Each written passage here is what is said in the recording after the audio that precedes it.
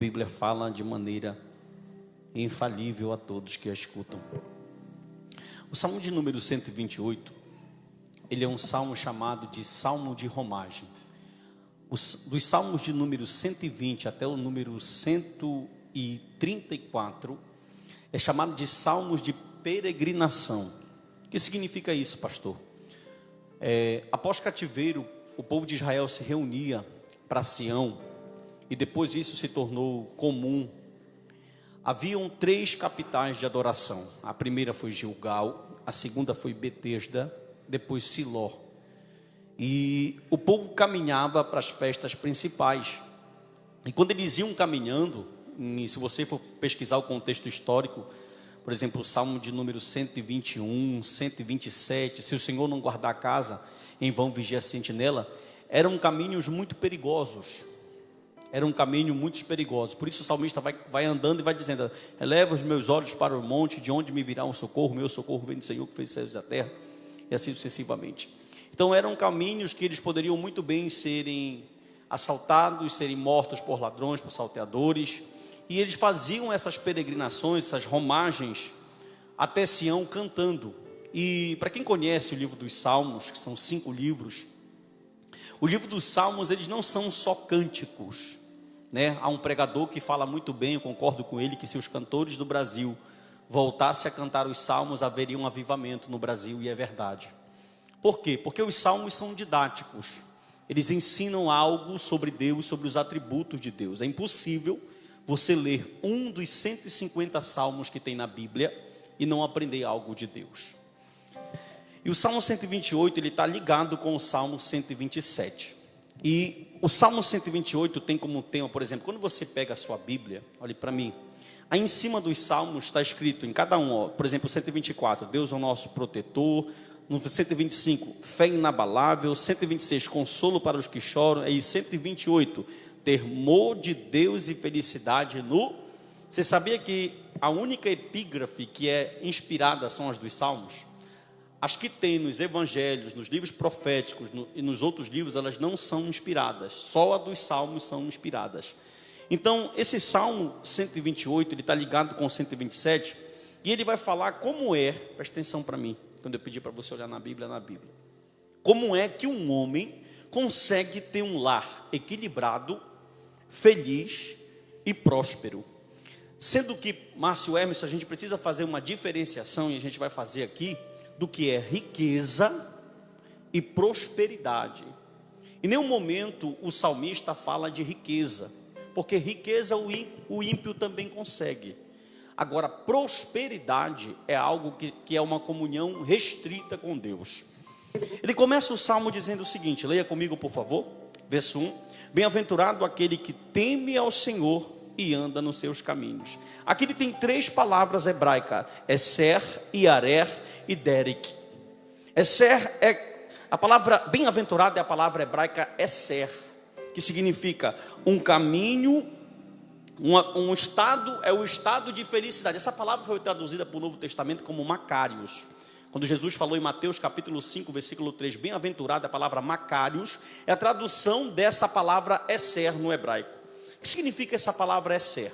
Essa palavra significa o estado de felicidade que a vida do homem, por exemplo, no sentido literal, ela é um caminho, ou ela é a felicidade. Mas no contexto que está sendo usado aqui, é como o homem se encontra diante de Deus. E o salmista, ele começa dizendo que o homem está feliz. E logo em seguida, Davi usa muito isso, uma pergunta retórica, uma pergunta que logo em seguida ele dá a resposta. No primeiro versículo ele diz, olha, bem-aventurado, aí ele continua lendo, aquele que teme ao Senhor. Quando você estuda a cultura judaica, existem vários tipos de temor ao Senhor. Há o temor bom e há o temor mau. Há o temor que te vai fazer prosperar e há o temor que vai te fazer viver em maldição. Essa palavra temer é a palavra hebraica iarer, que significa ser reverente, ser temente, você vai já entender. E ela também tem um sentido de medroso, de temeroso. Ou seja, bem-aventurado o homem que reverencia o Senhor, que teme ao Senhor. Ele prossegue o versículo dizendo, e anda nos seus derek. Essa palavra caminho é a palavra hebraica que anda nos seus derek. Escute, por que anda nos seus caminhos? Essa palavra significa, ó, olhe para mim, curso de vida, modo de ação. Mas aqui a palavra caminho, ela é uma metáfora que se refere a qual caminho o homem anda. E o salmista está dizendo, ó, feliz é o homem que tem temor, que tem reverência, que tem respeito e que tem a sua conduta, ou seja, que anda com a sua conduta nos seus caminhos. O primeiro princípio para você ter uma casa estabilizada é você temer ao Senhor. É você ter respeito ao Senhor, porque muitos têm procurado outras fórmulas. Aí você fala por quê? Ó, aí no final, ainda agora no versículo de número 2, o Senhor vai dar uma deixa. Ele vai dizer assim, ó, do trabalho das tuas mãos comer. Na cultura judaica, quem ensina não é o homem. Lembra lá do Gênesis que o Senhor disse para Abraão, olha, agora do suor do teu rosto tu vai comer. Na cultura judaica, isso é bíblico, o homem sai para buscar o sustento, o homem sai para suar, para trazer o sustento com o suor do seu rosto, do seu trabalho, e a mãe, ela é responsável pela criação e pela educação dos filhos. Nos finais de semana, os pais pegam os meninos, quando completam 13 anos, a cultura judaica, o garoto vira homem, e levam ele na sinagoga ou numa cerimônia pública para ler a Torá com uma pena de prata pela primeira vez. Mas quem é responsável pelo ensinamento das crianças é a mãe. Presta atenção para mim que isso aqui é muito interessante. Por que isso aqui é muito interessante? Porque de uma certa forma, desestabilizou quando houve uma troca de papéis. Quando a mulher tirou, olha, presta atenção, as feministas odeiam isso. Odeiam essa palavra que eu vou falar agora. Por quê? Porque elas estão dizendo que as mulheres estão num patamar submisso ao homem. Não, irmão, mas Deus não jogou para perder. Olha, quando você pega uma criança, quem é pai aqui sabe, que a formação do caráter do teu filho, ele não se dá só pelas características paternas, mas se dá também pelas características maternas. É por isso que é impossível ter um casal homossexual, porque vai ficar faltando a parte de alguém. Se for 2 homens, vai ficar faltando a parte da mulher. Se for 2 mulheres, vai ficar faltando a parte do homem. E Deus cria nesse sentido.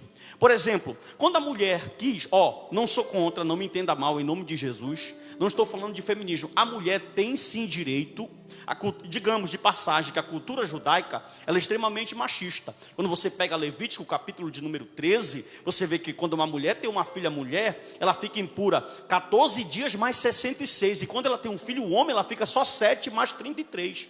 Ou seja, quando o filho era mulher, ela ficava o dobro. E quando o pai judeu tinha um filho homem, ele levantava o filho para o céu e dizia, Deus me ouviu. Pega lá no livro do Gênesis, quando Sara vai falar com Abraão, olha como ela se refere para ele, meu Senhor. Então as mulheres, você por exemplo, quando você olha na Bíblia, sempre é a mulher adúltera, a mulher samaritana, nunca aparece um homem em cena. Porque a cultura judaica, Paulo lá na carta aos Coríntios, não é bom que a mulher fale nas sinagogas. Então a cultura judaica, ela é machista. E de uma certa forma, ela sim oprimia as mulheres. Tanto que se você olhar hoje para o Islã, você vai observar que a mulher não tem direito a nada praticamente. Até ela tem que colocar uma burca na sua cara, para ela não mostrar o seu rosto. Isso também é herança de um judaísmo mais extremista que agora está no islamismo. Ou seja, as mulheres que estão me ouvindo aqui, dei glórias a Deus que vocês não nasceram nesse tempo. Por quê, pastor? Porque nesse tempo, mulher prestava para cozinhar, para passar e para lavar. Viu? Só que a mulher conquistou o espaço dela na sociedade. Isso, conquistou o seu espaço. Outra coisa, digamos nós de passagem, vamos ser sinceros. Eu sempre digo isso. As mulheres fazem muitas das vezes muito melhor que os homens. Tem um olhar de 360 graus muito melhor que os homens. Parece que tudo onde elas põem a mão. Por quê? Porque quem gera é a mulher. Vou ter que ficar fazendo toda hora, irmãos. Poxa.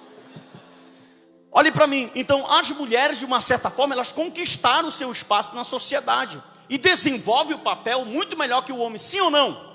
O problema não é a mulher ter conquistado. Só que a mulher fez o seguinte.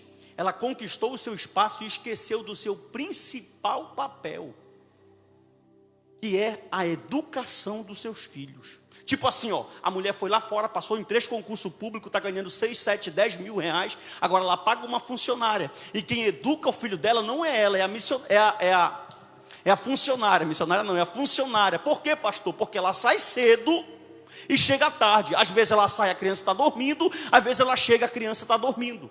Então, quando o salmista fala, presta atenção, capítulo de número 128, versículo de número 2, ele vai dizer assim, ó: do trabalho das tuas mãos comerás, feliz serás. Por que feliz serás? Olha para mim, a gente vê pela cena do salmo que é um lar estruturado. É um homem que teme ao Senhor, certo? Que anda no caminho do Senhor e que trabalha. Um dos maiores problemas hoje nas famílias é a parte financeira. A gente pensa que não, às vezes não é nem a parte espiritual. Uma das maiores áreas de, por exemplo, você já viu algum homem pobre com 2 mulheres na Bíblia?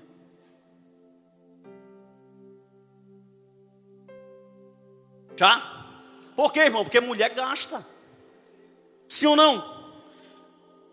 E é certo, ó, se o camarada casou, tirou a mulher da casa do pai dela, onde ela tinha conforto, roupa lavada, funcionária, Netflix, e o camarada não consegue dar uma vida digna,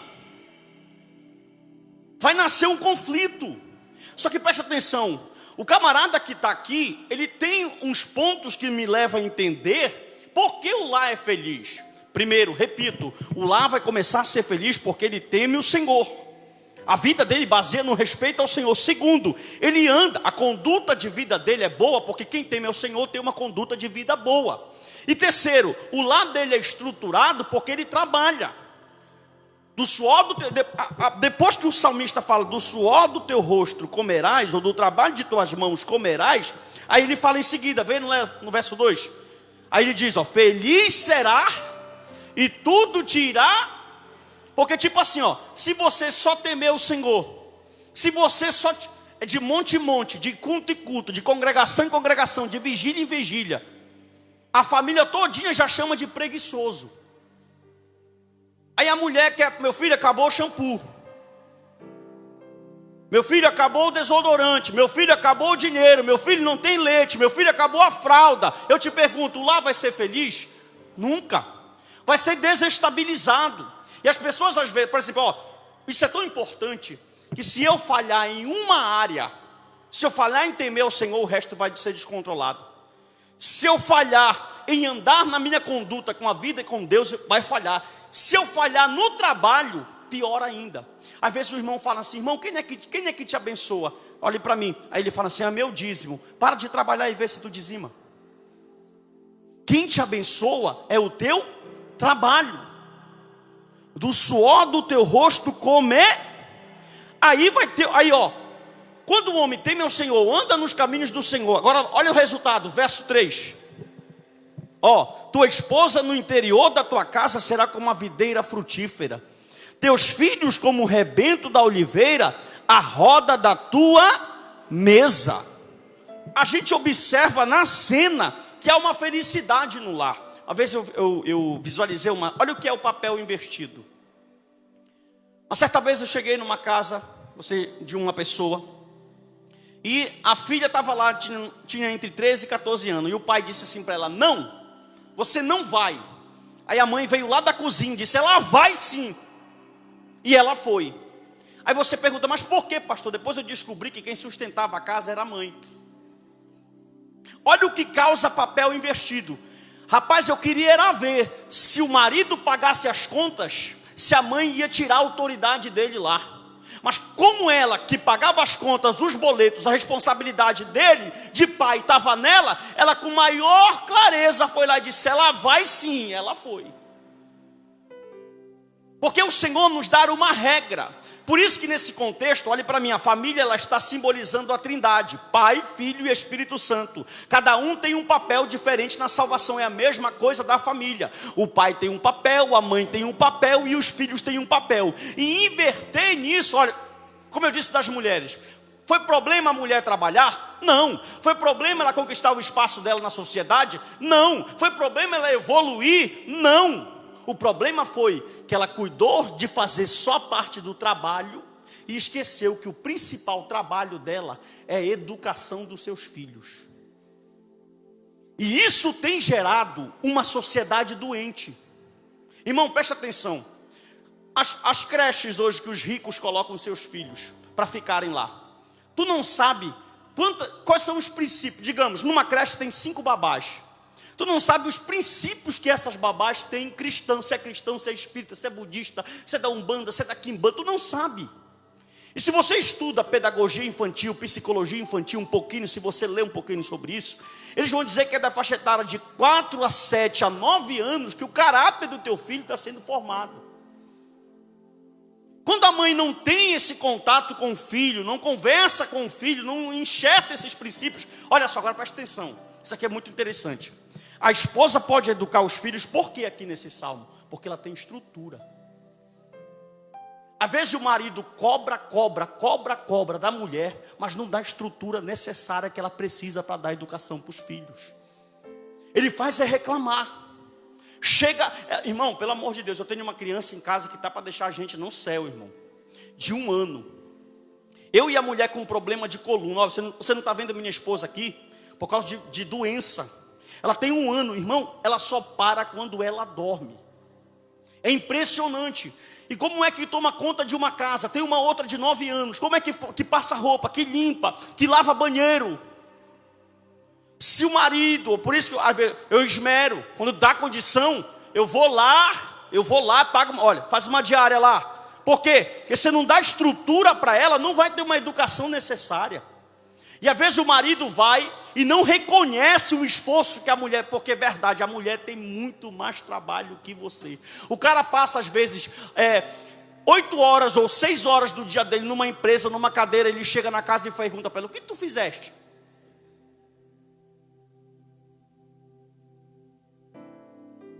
E não tem um trabalho mais chato aqui do que ser dona de casa. Você levanta sabendo que é o mesmo trabalho de toda semana que você tem que fazer outra. Para quem não pode pagar uma funcionária, não vai ter o luxo de dizer, hoje eu não quero fazer. Ou faz ou a casa fica fedendo. Isso não é fácil. Mas, aí você olha o salmista, você dizendo assim, olha, aqui nessa casa, no versículo 4, leia lá no verso 4, por favor. Eis como será abençoado o homem que teme ao Senhor. Eis como será abençoado o homem que teme ao Senhor. Por que abençoado? Porque, como eu disse, é um conjunto de coisas. Ele é feliz, ele tem conduta e anda nos caminhos do Senhor e ele trabalha muito. O que é que isso? Irmão, quando eu trabalho, eu trago provisão. Quando eu trago provisão, eu tenho estrutura. Quando eu tenho, ainda não, de Salomão. Quando eu trago a estrutura para dentro do meu lar, isso faz com que os conflitos, eles não, irmão, pelo amor de Deus, eu nunca me esqueço disso. Eu já falei isso aqui, eu acho, algumas vezes. Eu fui em São Miguel uma vez, eu nunca me esqueço dessa cena. Era uma manhã de mães, era dia da mulher. Quilômetro 14 de São Miguel do Pará. O pastor falou assim, pastor Narciso deu uma palavra de manhã que é dia da mulher, tal, vamos lá. Aí na hora da pregação, eu estava ministrando, mas uma palavra lá para as irmãs, tá? E eu disse assim, cadê os esposos das irmãs? Aí levantaram as mãos. Por favor, saia do seu lugar agora aí, venha aqui dar um abraço na sua esposa, por favor. Dê um abraço e um beijo na testa ou no rosto. Aí veio um homem e abraçou a mulher e deu um beijo. Irmão, quando ele beijou ela, ela fez assim mesmo.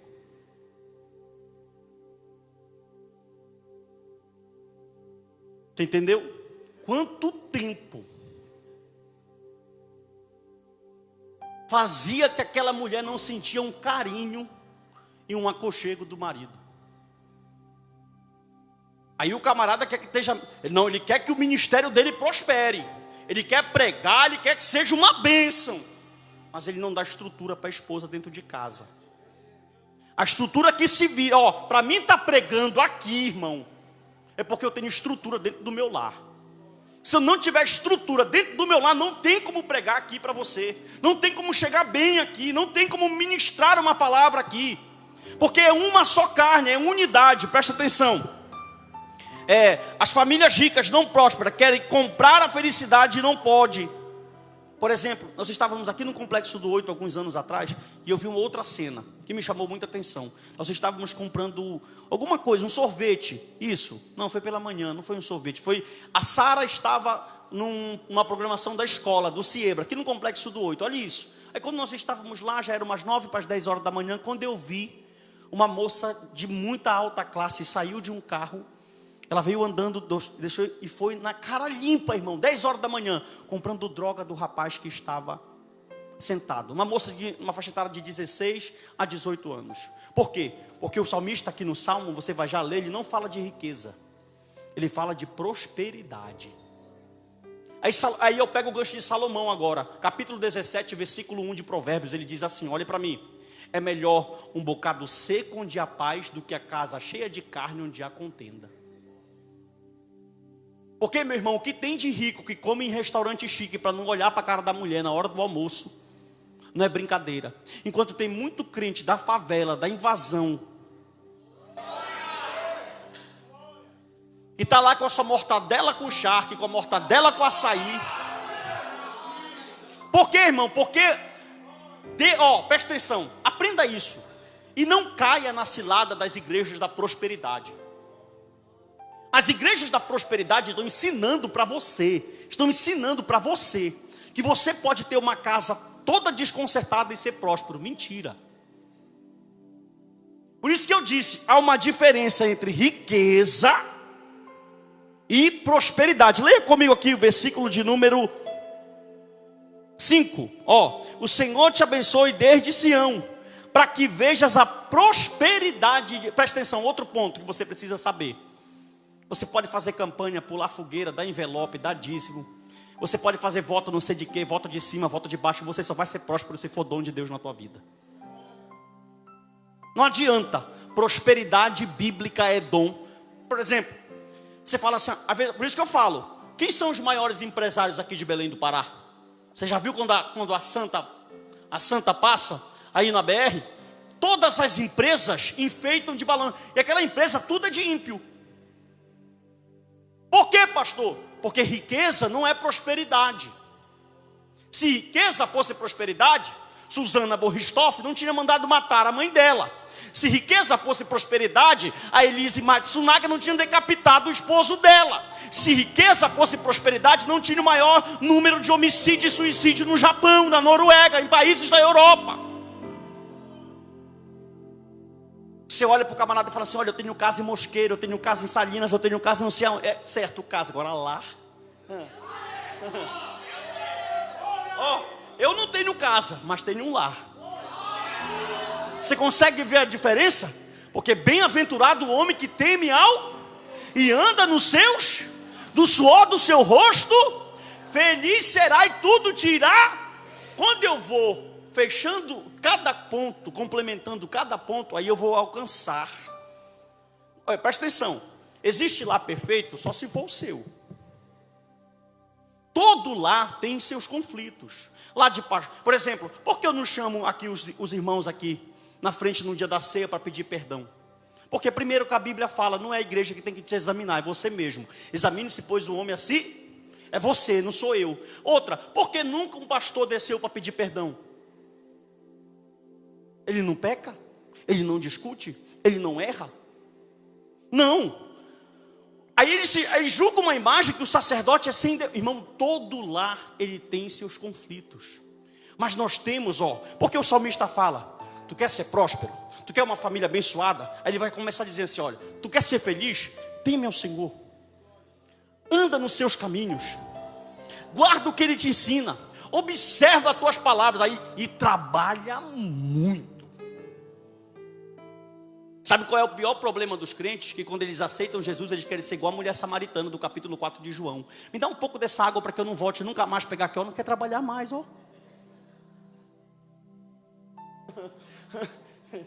tomar até uma água, que essa aqui foi demais. Quer parar de trabalhar. Aí, irmão, você já leu lá Josué? Quando chegou em Canaã, parou de chover o maná. O maná foi só 40 anos. Se você quer comer, o Silas Malafaia faz uma ilustração muito bacana quando ele prega sobre isso. Ele fala assim, o camarada, ele fala pesado mesmo, ele fala, o vadio está lá se balançando na rede dele, dizendo, cai, vai cair uma pedra na tua cabeça, não levanta para te trabalhar, para te ver. Aí presta atenção, olha como é complicado. O jovem está aí no mundo do crime, ele não teve uma estrutura, o pai não temeu ao Senhor, ensinou do jeito que deu, empurrou com a barriga e o rapaz virou ladrão, assaltante, beleza. Aí pegou, virou assaltante, já assaltou umas 4 estafarmas, umas 2 Globo, está aí no mundo do crime. Aí pegaram ele e levaram para o centro de recuperação. Aí o governo, com o amparo do governo, falou assim, olha, vamos te reabilitar a sociedade, presta atenção. Nós vamos te dar um salário de R$ 180 por mês. E tu vai ficar aqui, tu vai fazer ação social, tu vai fazer isso, tu vai limpar, tu vai capinar o terreno. Só que num assalto ele pega 10 mil. Qual é mais tentador para ele? Capinar terreno? Só que é o seguinte, lá no assalto ele pode ir e pode não voltar. E você dificilmente vai ver um ladrão velho. Ou é cadeia ou é morte. Mas o homem que teme ao Senhor, ele tem uma chave na sua mão. Você não precisa, irmão, fazer nada. Aqui tem tudo que você precisa para a tua família andar na coordenada que você, para que nós possamos ser bênção para a sociedade que nós vivemos. Agora o problema é, como eu disse, quando o cara pensa às vezes que é só ele temer ao Senhor. Ah, eu temo ao Senhor. Eu disse que uma das vertentes da palavra é ser, temer ao Senhor é ter medo, ter reverência. Às vezes você tem medo só, mas não respeita, não tem reverência, não passa para os filhos. Aí a casa está toda desestruturada e há o desequilíbrio. Porque os homens levam muito a sério a questão do trabalho. O homem tem esse problema. Meu irmão, olha como a gente faz tudo errado. O cara é crente, desculpa a expressão cara, tá? O homem é crente, ele é um homem de Deus. Ele frequenta uma igreja evangélica, ele segue os passos de Jesus Cristo. Na cabeça dele, ele criou uns passos, mas ele pensa que ele segue. Olhe para mim. Aí ele se deslumbra nos 30. Para cima e para baixo, o cara está perdendo a saúde, está com esgotamento físico, porque ele pensa que colocar uma comida na barriga do filho ou da mulher é suficiente. Você sabe o que é que as mulheres mais reclamam para nós, pastores, de dentro da casa? Quando elas chegam, elas não falam nem da parte financeira. Elas falam assim, pastor, meu marido não gosta de conversar comigo. Você está vendo isso? Estou morando na mesma casa. Rapaz, quando o cara queria conquistar no namoro, meu irmão, Shakespeare era fraco perto dele.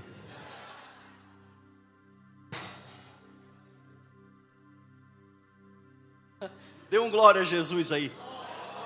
O cara soltava poesias e poesias e poesias. Depois que o camarada casou, ele ficou mudo. Olha, Deus está revelando. Se você estuda a natureza humana, o gênero homem e mulher, você percebe que essa é uma dificuldade do homem. E as mulheres também não vigiam. Por quê, pastor? Porque elas querem conversar só quando o cara chega do trabalho cansado.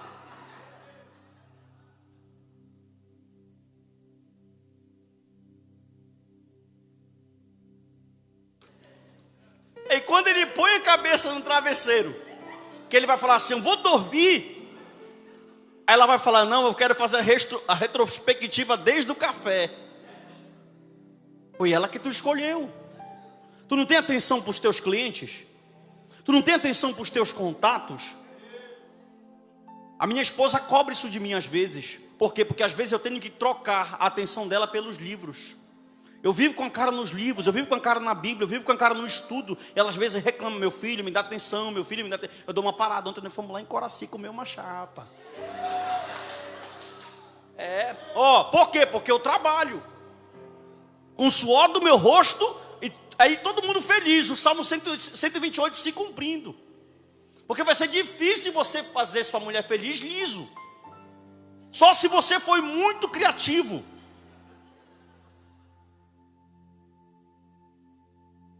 Uma vez em uma não sei se ela está escutando, uma vez em uma das nossas brigas ela falou assim: me leva só para me ver carro, eu quero só ver carro na rua. Se a tua mulher está nesse nível, 40 horas vai até não ver o peso.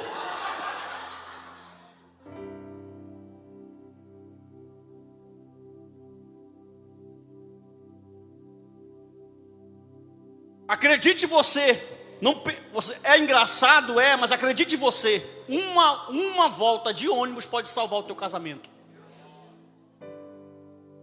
Isso é sério, isso é muito sério. Aí quando eu vejo que eu já estou demais, eu vou enrolando ela, vou enrolando. Aí quando eu vejo que eu estou demais, eu falo: eu tenho que vigiar. Parou, pastor Narciso, porque se eu não conseguir cuidar lá, como é que eu vou cuidar aqui, irmão?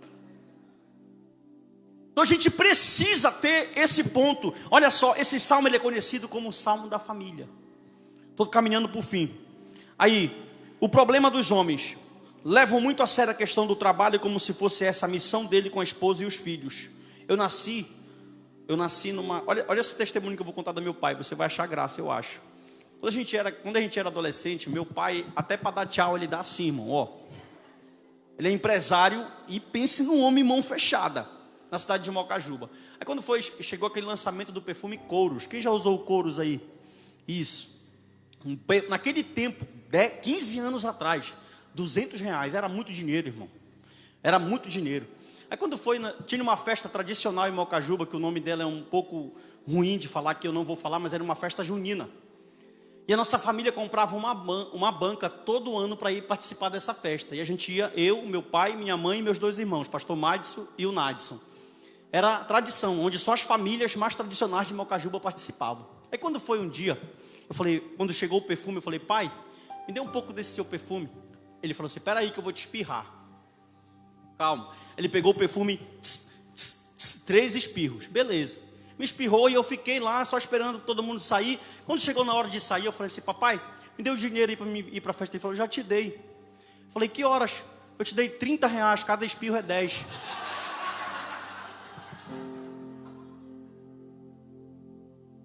Acredite se quiser, eu nasci dentro de um lar desse, que ele não veja essa mensagem. A minha mãe escuta lá em Mocajuba quase todas, mas eu nasci dentro de um lar desse, onde o pai pensa que colocar comida na barriga da mulher e do filho é suficiente, quando não é. Olha o que eu falo, nós invertemos os papéis. A gente gasta o nosso tempo com estudo, com trabalho, com o Uber, com as pessoas. Temos a tendência, eu falo para mim isso, de tratar melhor os de fora do que os de dentro.